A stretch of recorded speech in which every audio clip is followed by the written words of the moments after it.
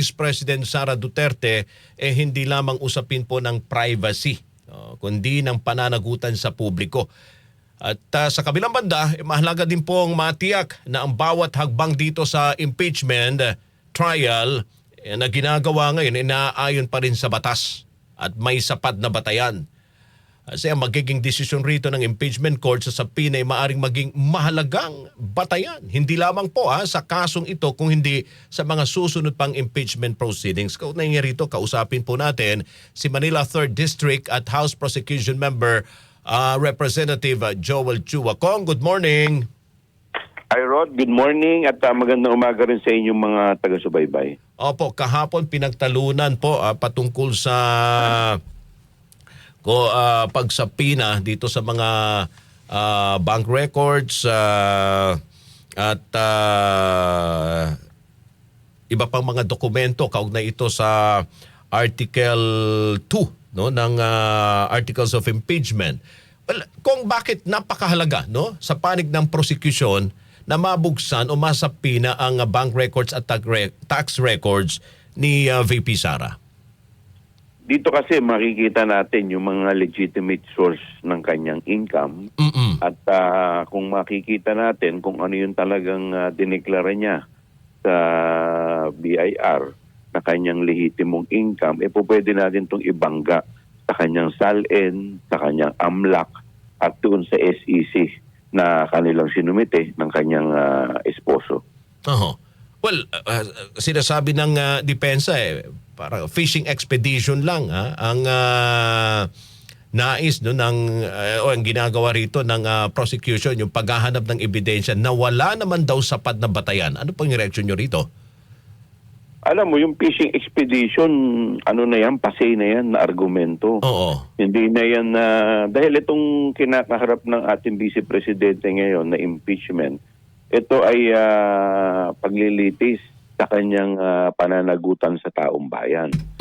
So, ito naman nangyari ito sa ibang mga impeachment din kung saan pinayagan ng impeachment court na buksan yung bank account at kung ano-ano pa. Dahil ito nga yung paano mo makikita yung accountability ng isang tao kung hindi mo naman titingnan yung mga dokumento na magpapatibay dito. Ngayon, ang sa amin naman ganito lang naman kasimple yan. Wala kang tinatago. Ano naman ang dahilan? Bakit mo ito hinaharang? Kasi parang lumalabas, suppression of evidence to Diba? So magtatago kayo sa teknikalidad. Kaya po gagawin ninyo yan.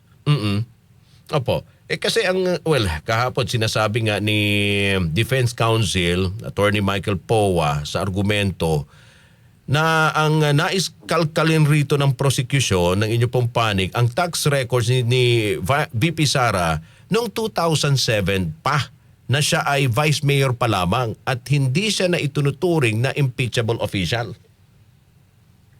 Rod, kasi ang dahilan po dyan, syempre titignan mo muna yung baseline, kung ano yung pinagmulan o pinag-ugatan nung kanyang ari-arian nung umpisang siya ay nag-file ng kanyang candidacy noong 2007.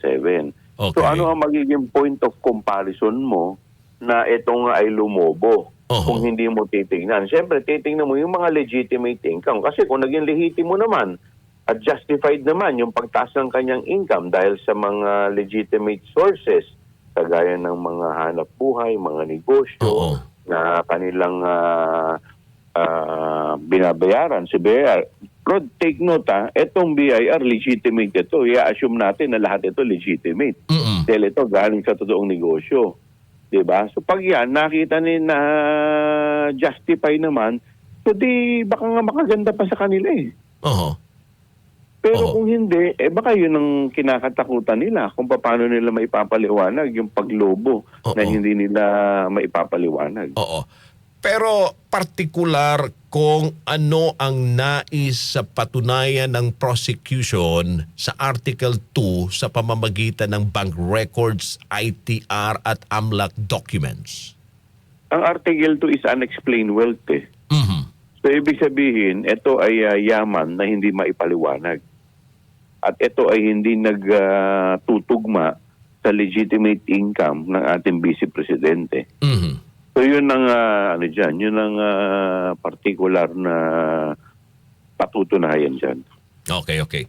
Pero kayo ho ba ay kumpiyansa na papanigan ho kayo ng impeachment court kaugnay nga rito sa kahilingan na isapina no, yung bank records,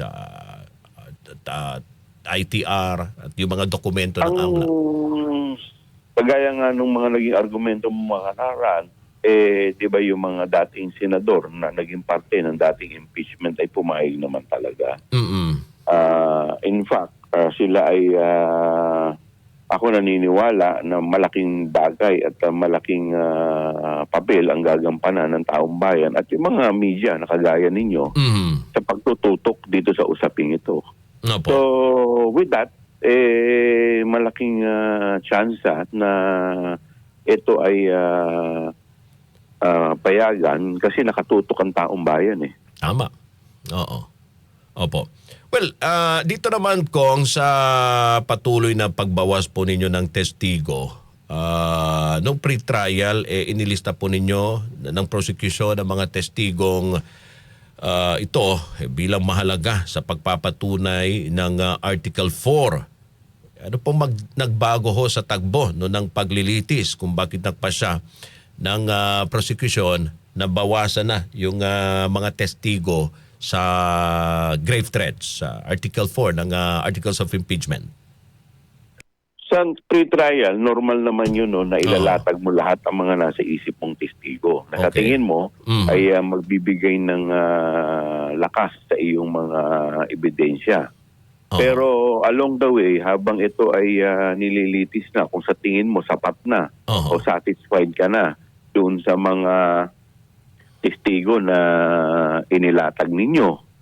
At kung itong mga testigo naman na idadagdag mo ay kumbaga supporting cast lang o magdadagdag lamang ng tibay, pero nakita naman kasi natin yung usad no, nung impeachment. Opo. Nakakailang impeachment hearing na tayo, dadalawang testigo pa lang ang naisasalang natin.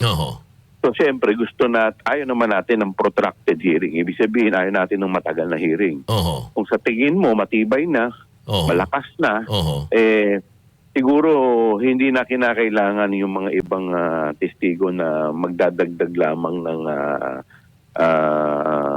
araw.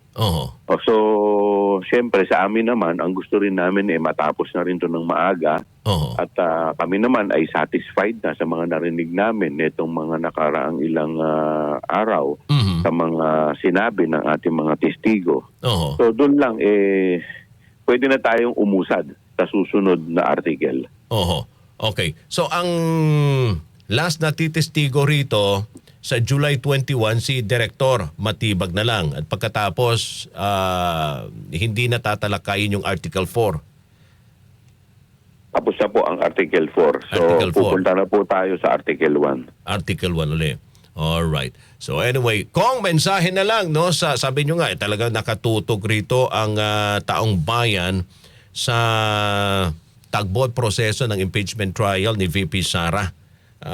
Kahapon, day 6 na.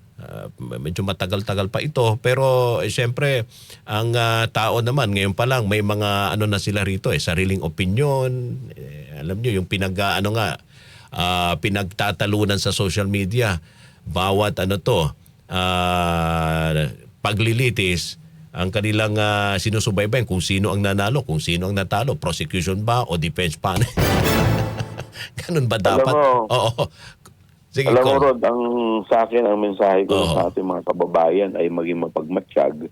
Lalong-lalo na sa mga panahon ngayon kung saan naglipa na ang fake news.